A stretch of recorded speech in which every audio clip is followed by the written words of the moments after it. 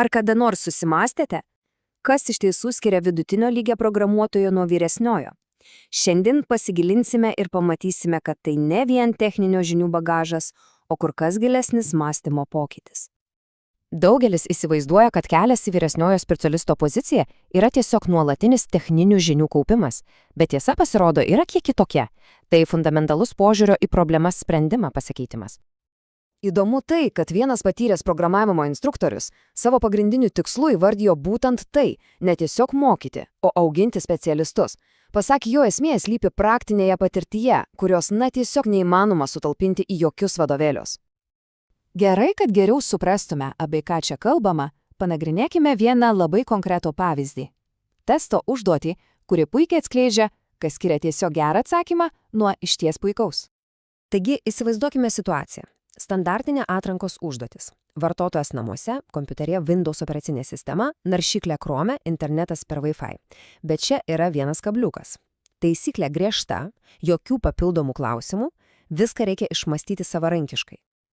Vidutinio lygio specialistas greičiausiai pateiktų techniškai teisingą atsakymą, apimantį visus šios etapus. Tai solidus, geras atsakymas. Viskas kaip ir gerai, bet ar to tikrai pakanka? Ir štai čia atsiskleidžia esminis skirtumas. Pasak instruktoriaus, techniniai žingsniai tai tik, sakykime, biletas į žaidimą. Tikrąją brandą ir vyresnio specialisto lygį parodo 4 papildomi meta įgūdžiai. Taigi, pereikime prie pirmojo ramsčio. Tai sistemingas mąstymas. Ir pažiūrėkime, ką tai iš tikrųjų reiškia praktikoje. Taigi, pirmas dalykas, priklausantis sistemingam mąstymui, yra sintezė. Kas tai yra? Tai gebėjimas ne šiaip sau kaupti faktus, bet sujungti juos į vieną aiškę ir prasmingą visumą. Taigi grįžkime prie mūsų testo.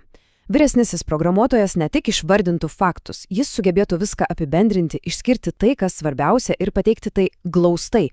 Būtent glaustumas ir aiškumas čia yra raktas. Gerai, judam toliau. Antrasis nepaprastai svarbus įgūdis – apibendrinimas.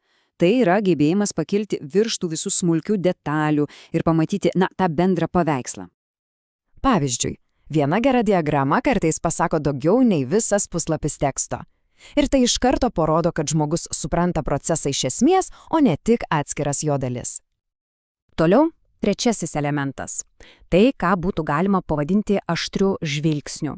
Gebėjimas pastebėti tas mažas, bet kartais kritiškai svarbias smulkmenas. Štai puikus pavyzdys. Vyresnysis specialistas ne tik žino teoriją, kaip viskas turėtų veikti. Jis pastebės, kad realybėje, pavyzdžiui, Google naudoja nestandartinį, o kur kas pažangesnį protokolą. Ir kas svarbiausia, jis supras, kokią įtaką tai daro visos sistemos veikimui. Būtent čia ir slypi didysis skirtumas. Na ir pagaliau ketvirtasis, bet tikrai nemažiau svarbus įgūdis – įžvalgumas. Arba, kitaip tariant, gebėjimas mąstyti kelis žingsnius į priekį. Taip, brandus specialistas visada galvoja apie planą B. Jis ne tik galvoja, kaip viskas veiks, kai viskas gerai, jo galvoje nuolat sukasi klausimas, o kas jeigu? Kas jeigu ryšys dings, kas jeigu DNS neveiks? Jis ne tik sprendžia problemas, jis jų laukia ir joms ruošiasi. Gerai, akivaizdu, kad toks mąstymas reikalauja tikrai plačių žinių. Bet tada kyla natūralus klausimas, kaip suspėti su tuo nesibaigiančiu informacijos srautu? Technologijos juk keičiasi tiesiog akise. Ir atsakymas pasirodo slypi ne tame, kiek mokomės, o kaip mokomės. Reikia pereiti nuo to, ką vadiname reaktyvų mokymusi, kai tiesiog ieškome sprendimo esamai problemai, prie proaktyvaus. Tai reiškia sąmoningai kaupti žinių bagažą ateities iššūkiams. Štai ir konkretus praktinis patarimas iš to paties instruktoriaus. Įsiveskite savo įpročiai. Reguliariai skirkite laiko pasidomėti technologijomis, su kuriomis šiuo metu nedirbate. Trumpai užsirašykite esmę, kelis raktinius žodžius, pagalvokite, kur tai stipru, kur silpna. Tai ne laiko švaistymas, tai strateginė investicija į savo ateities problemų sprendimo arsenalą.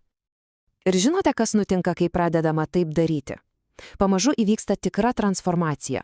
Kai iškyla nauja problema, galvoje atsiranda ne vienas, o iškart keli galimi sprendimo keliai.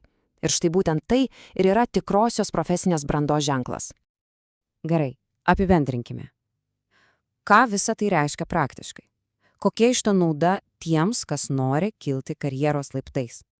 Šita Luiso Kerolio citata iš Alisos stebuklų šalyje yra tiesiog tobula šiai situacijai. Technologijų pasaulyje vien tam, kad neatsiliktum nuo naujovių, jau reikia bėgti iš visų jėgų. o tai reiškia, kad mes tiesiog stovime vietoje. Tai kaipgi bėgti 2 kart greičiau ir iš tiesų judėti į priekį? Štai 3 pagrindiniai dalykai. Pirma, nustokime fokusuotis tik į techninių įgūdžių sąrašą ir pradėkime galvoti apie mąstymą. Antra, sąmoningai praktikuokime tą sistemingą mąstymą. Ir trečia, valdykime savo žinias strategiškai, kurkime savo asmeninę alternatyvų sprendimų biblioteką. Reikia suprasti vieną dalyką. Tapti vyresniuoju specialistu – tai ne kažkoks galutinis taškas, kurį pasieki ir viskas. Tai nuolatinis procesas. Tai kelionė, kurios metu mes nuolat tobuliname savo mąstymą ir požiūrį. Na ir pabaigai. Klausimas apmąstymai.